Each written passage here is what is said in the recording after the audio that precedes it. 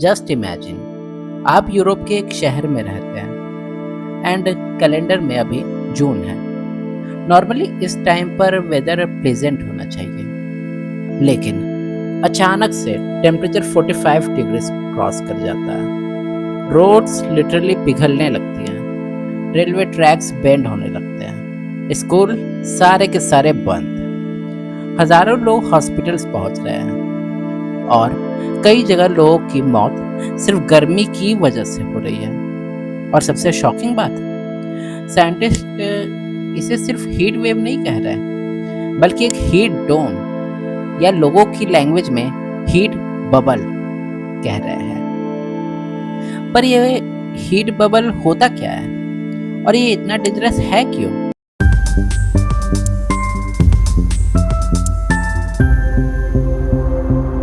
Hello दोस्तों, 2026 में Europe अपनी हिस्ट्री के सबसे severe early summer heat waves में से एक फेस कर रहा है। स्पेन, फ्रांस, इटली, जर्मनी और कई दूसरे कंट्रीज में टेम्परेचर रिकॉर्ड्स तोड़ रहे हैं और हेल्थ एजेंसीज हाई अलर्ट पर है। लेकिन इसके पीछे का साइंस और भी फैसिनेटिंग है। आइए जानते हैं। सबसे पहले समझते हैं हीट डोम। इमेजिन करो कि ये एटमॉस्फेयर के ऊपर एक गाइगेंटिक इनविजिबल लेयर या ढक्कन रख दिया गया हो। नॉर्मली गर्म हवा ऊपर उठती है, क्लाउड्स बनते हैं और एटमॉस्फेयर हीट को स्पेस में रिलीज करता रहता है। लेकिन हीट डोम में एक बहुत powerful high pressure system atmosphere के ऊपर जम जाता है। ये सिस्टम कंटिन्यूअसली हवा को नीचे प्रेस करता रहता है और फिजिक्स का एक सिंपल रूल है, जब एयर कंप्रेस होती है तो इसका टेम्परेचर और बढ़ जाता है। अब प्रॉब्लम यहीं खत्म नहीं होती, ये हाई प्रेशर क्लाउड्स बनने ही नहीं देता। क्लाउड्स नहीं तो सनलाइट सीधे ग्राउंड पर आती है। ग्राउंड और गर्म बस होती जाती है और फिर हवा भी उसके साथ साथ गर्म हो जाती है और फिर वही हवा दोबारा कंप्रेस होती है और ये एक विशियस साइकिल बन जाता है। इसलिए हीट डोम को लोग प्रेशर कुकर इफेक्ट भी बोलते हैं। हाल ही में भी एग्जैक्टली यही हुआ। नॉर्थ अफ्रीका से एक्सट्रीमली हॉट और ड्राई एयर यूरोप की तरफ मूव हुई। उसके ऊपर एक persistent high pressure system develop हो गया और इसका रिजल्ट कई कंट्रीज में टेम्परेचर 40 से 45 डिग्री सेल्सियस तक पहुंच गया।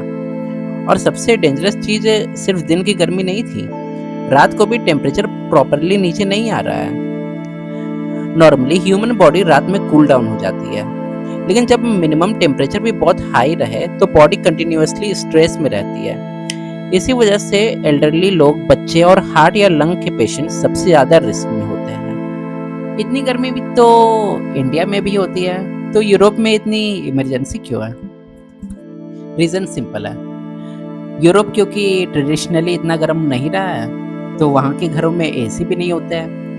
एसी नहीं होते हैं, उसके साथ साथ वहाँ की बिल्डिंग्स जो है कोल्ड वेदर के हिसाब से बनाई गई हैं। उसी के हिसाब से इंफ्रा भी बनाया गया है, जिससे वो एक्सट्रीम हीट को टैकल नहीं कर पाते हैं। इसलिए रोड्स वहाँ की क्रैक करने लगती है, रेल ट्रैक्स एक्सपेंड होने लगते हैं और हॉस्पिटल हीट रिलेटेड पेशेंट्स से भरने लगते हैं। अब सबसे बड़ा क्वेश्चन, क्या ये सिर्फ नेचुरल वेदर इवेंट है?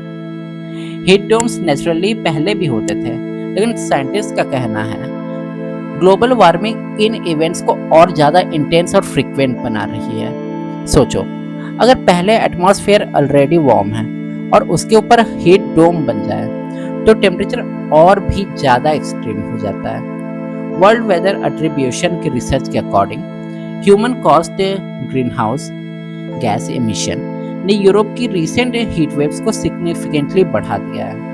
हमें ये समझना होगा कि हीट डोम सिर्फ एक वेदर इवेंट नहीं है, ये एक रिमाइंडर है कि क्लाइमेट चेंज सिर्फ फ्यूचर की प्रॉब्लम नहीं, बल्कि आज की रियलिटी है। और एक्सपर्ट्स भी वार्न कर रहे हैं कि अगर वार्मिंग इसी स्पीड से बढ़ती रही तो ऐसे हीट डोम्स फ्यूचर में भी और कॉमन हो सकते हैं। अगर आपको ये वीडियो इन्फॉर्मेटिव लगी तो वीडियो को लाइक ज़रूर करिएगा और चैनल सब्सक्राइब करिएगा। मिलता हूँ आपसे नेक्स्ट वीडियो में, तब तक के लिए बाय बाय।